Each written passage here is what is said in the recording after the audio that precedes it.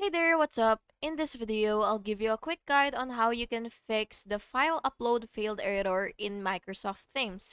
So, by the way, you have to make sure first that your internet connection is stable, and next you will confirm the file type and size comply with Themes limits. So the maximum for this is 100 gig.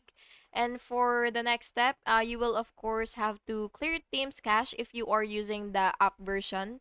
So what you will do is you will close your Themes app if you're using the app instead of website. So just go ahead and click hold Windows and R at the same time so that you will be able to run a command.